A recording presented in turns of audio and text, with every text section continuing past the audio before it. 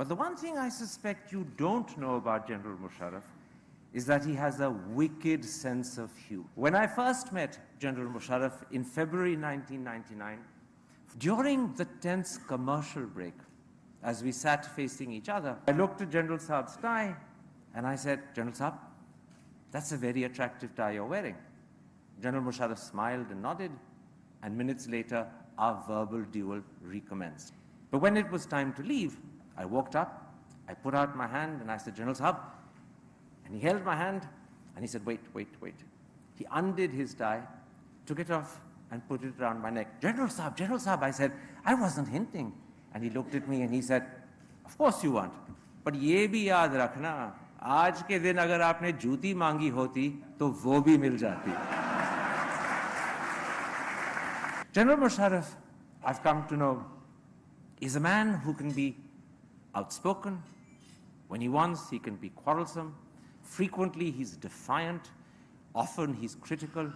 He has no hesitation of criticizing you or your country to your face. But the one thing General Musharraf never is boring. So prepare yourselves, ladies and gentlemen, for a memorable morning. I promise you, the rest of the day that follows will simply not be the same. General Pervez Musharraf. English में बात काफी हो गई है, आपस की बात है, हिंदी में बात कर लेते हैं। आपने बहुत अच्छा बोला। आप हिंदी में कहे, मैं उर्दू में कहूंगा। चलिए, चलेगा। मेरा क्या कहना है कि आपकी बातें सुन के हम लोग बहुत इंप्रेस हैं। मेरा पहला तो आपसे ये गुजारिश है कि आप हिंदुस्तान में मूव कर दीजिए। हमें दाऊद नहीं चाहिए, आप आ जाइए यहाँ पे। क्योंकि अगर आप यहाँ आ जाएंगे तो हमारे मामले सर हल हो जाएंगे।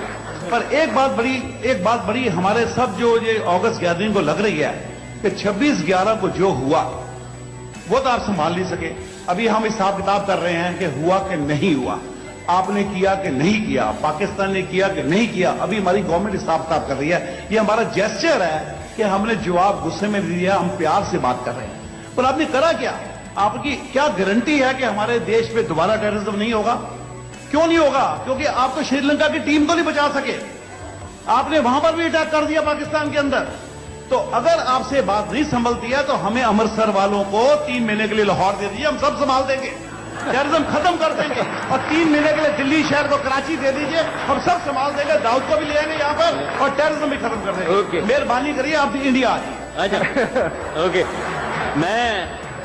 मैं आपकी इंडिया टुडे की मेरे ख्याल में लास्ट एडिशन या उसकी 1-2 पहले की एडिशन पढ़ रहा था। 2008 में, ये इंडिया टुडे को मैं कोट कर रहा हूं। हाँ जी। 2008 में यहां 8 टेररिस्ट अटैक्स हुए हैं हिंदुस्तान में। उनमें से 6, इंडिया टुडे को कोट कर रहा हूं, मैं अपनी बात नहीं कर रहा हूं। 6 जो हैं वो लोकल मुजाहिदीन ने किए हैं। 6। तो उसको संभालने में मुझे बुला रहे हैं, मैं आता हूं, संभालता हूं उसको।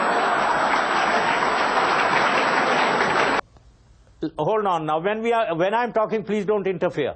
Please don't interrupt when I'm talking. If you want to talk on Kargil, I want to talk of East Pakistan first. Then we come to Siachen. No, one question on Kargil. No, so no more questions on Kargil. There is a problem with India that you create hysteria. Musharraf, I object to that. Don't do that. Now cut that out.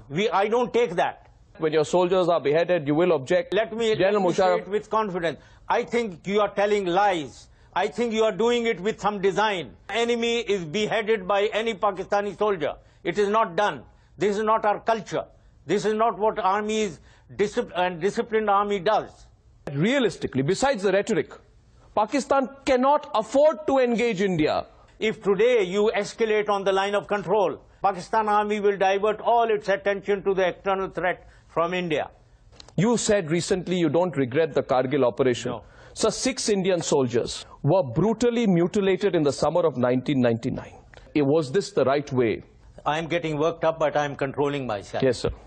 This is nonsense. It is lies. It is fabrication. Are we mad to do that? He was in captivity for 22 days.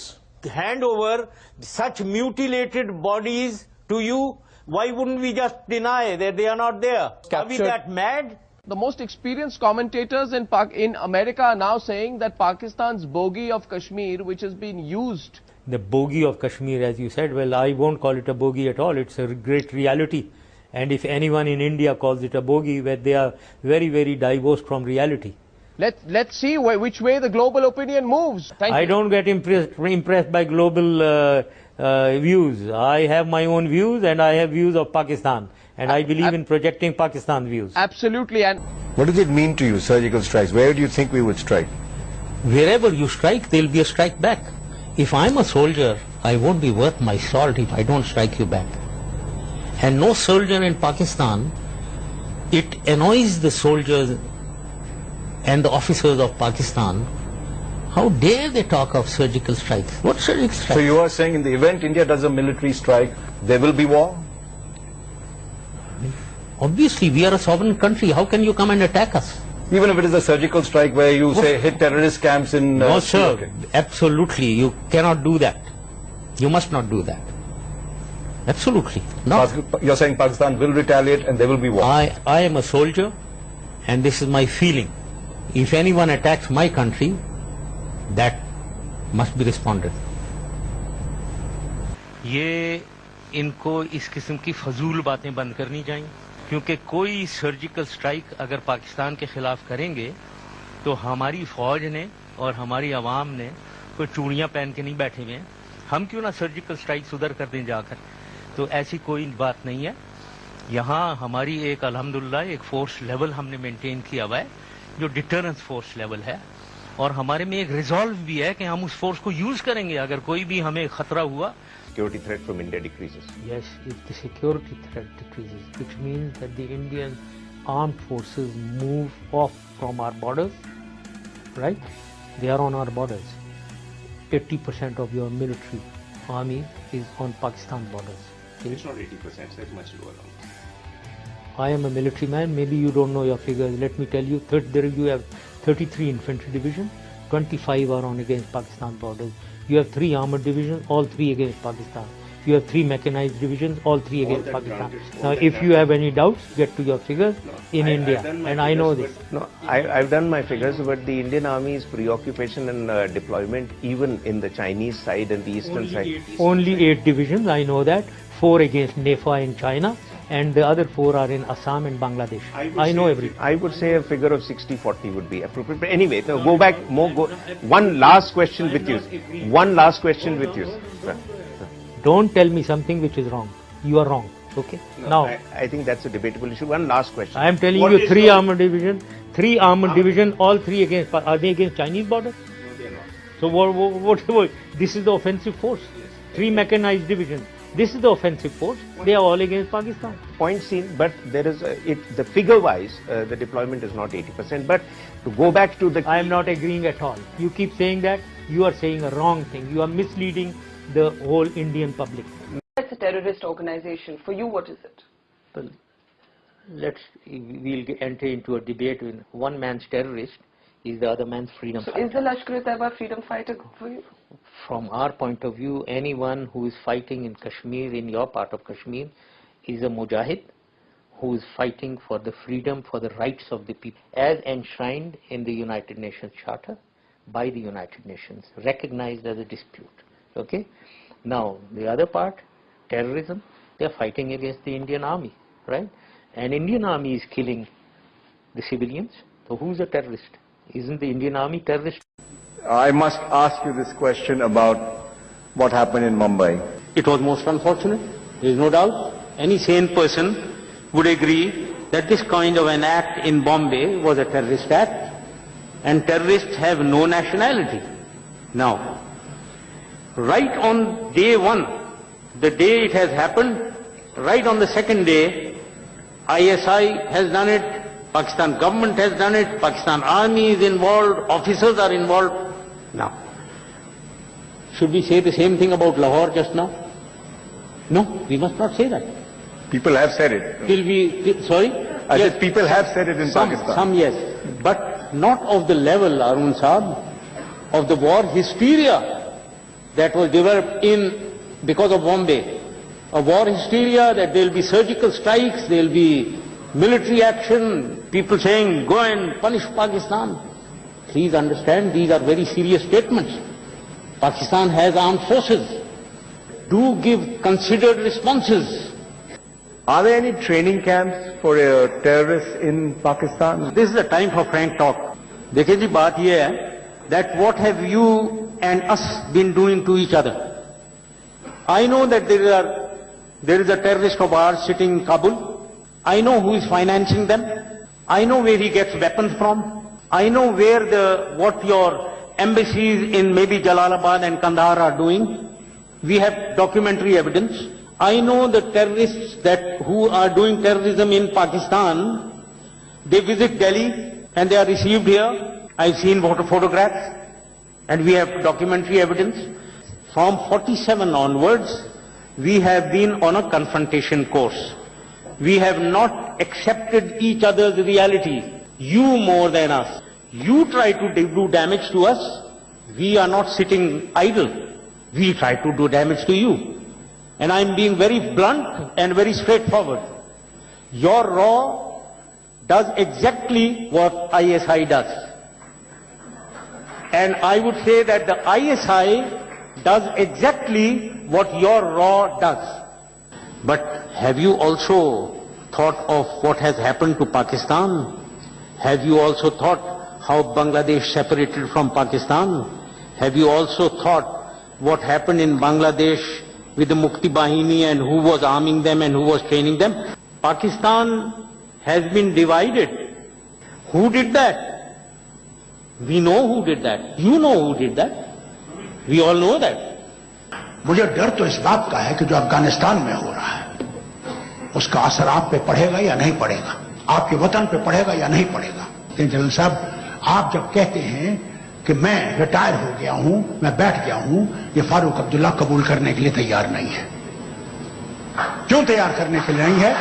10 साल आपको experience रही है उस मुल्क को चलाने की।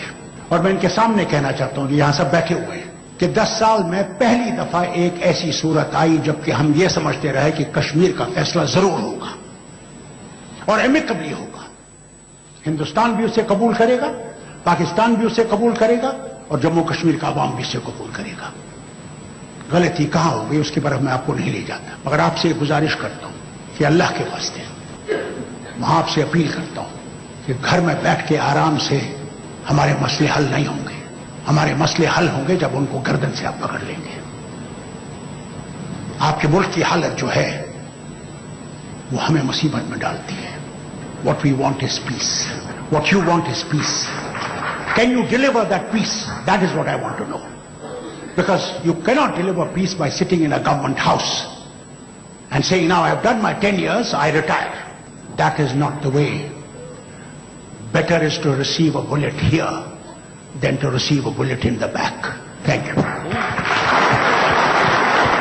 Thank you very much, Farooq Abdullah Sahab. I am not at all the one who receives bullets behind, in the back. I will always receive it in the front, and I believe in handling situations. I have been trained to attack things frontally and never run away from problems. I have been trained that way, and I never do run away.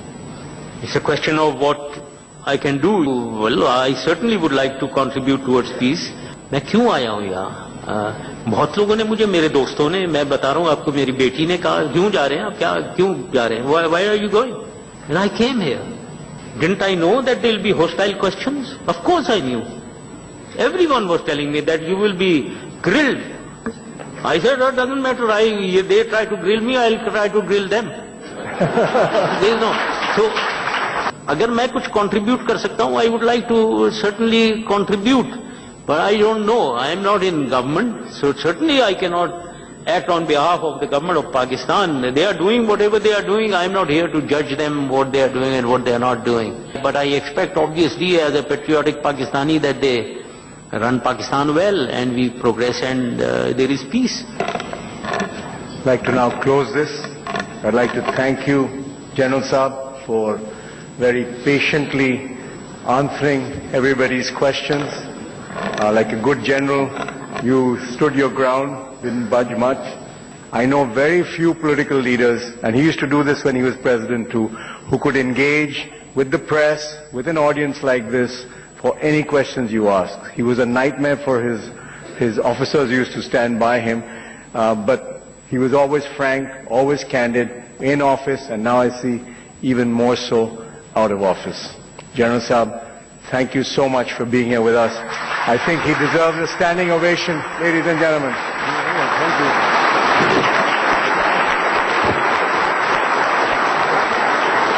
I'm afraid, ladies and gentlemen, we've come right to the end of this extremely enjoyable session with General Musharraf. I told you he would be unforgettable, and he said an awful lot of things that I think are going to be remembered by us for a long time to come. General Musharraf, thank you very much indeed.